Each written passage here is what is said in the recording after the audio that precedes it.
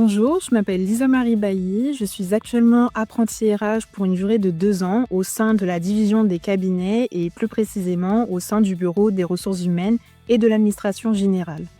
Donc à la sortie du lycée, je me suis orientée vers un BUT-GEA, donc un bachelor universitaire technologique dans le domaine de la gestion des entreprises et des administrations.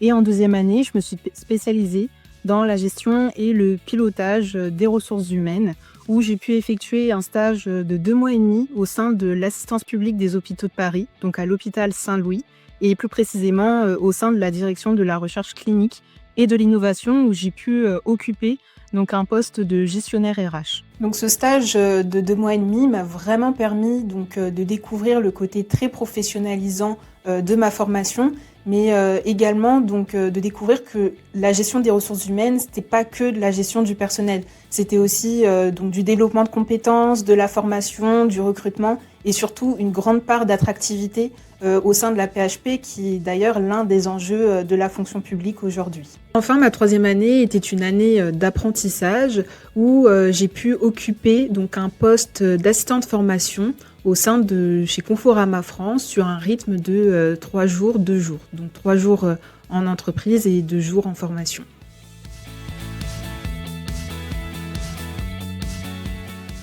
J'ai fait le choix de me former par l'apprentissage parce que je pense qu'aujourd'hui, c'est essentiel pour un étudiant de se former plus rapidement, notamment pour se voir proposer une opportunité de carrière à la fin de ses études et surtout développer son employabilité. C'était également une volonté de ma part de me former par l'apprentissage, car je ne souhaitais pas que mes études soient juste une sorte de terrain plat. C'était aussi l'occasion de pouvoir certes assimiler des connaissances théoriques, mais également de pouvoir les réappliquer au sein du monde professionnel et puis surtout de consolider et de développer mes compétences dans le domaine des ressources humaines.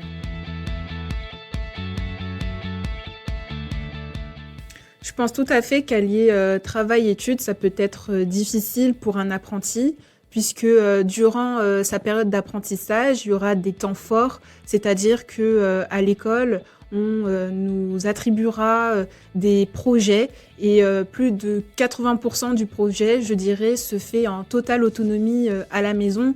Et forcément, lorsqu'on a des projets d'entreprise, mais aussi des projets d'école, il peut parfois être difficile d'équilibrer les deux. Je pense que pour réussir une année, il faut avant tout garder en tête une certaine volonté dans le travail, une rigueur, mais également une organisation.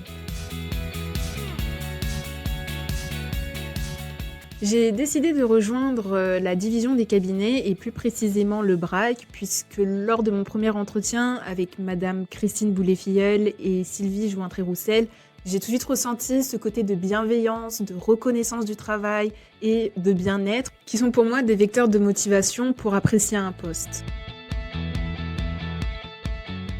Je ne dirais pas qu'il y a une mission qui m'attire plus qu'une autre. Globalement, toutes les missions en lien avec la gestion du personnel, c'est-à-dire le suivi des stagiaires, le suivi des congés, pouvoir répondre aux besoins des agents, ce sont donc toutes ces missions qui me correspondent finalement. Et aujourd'hui, au sein du BRAC de la DDC, nous travaillons essentiellement sur l'amélioration de notre stratégie de recrutement et sur notre marque employeur, notamment pour attirer et fidéliser de nouveaux agents, que ça soit en interne ou voire même en externe.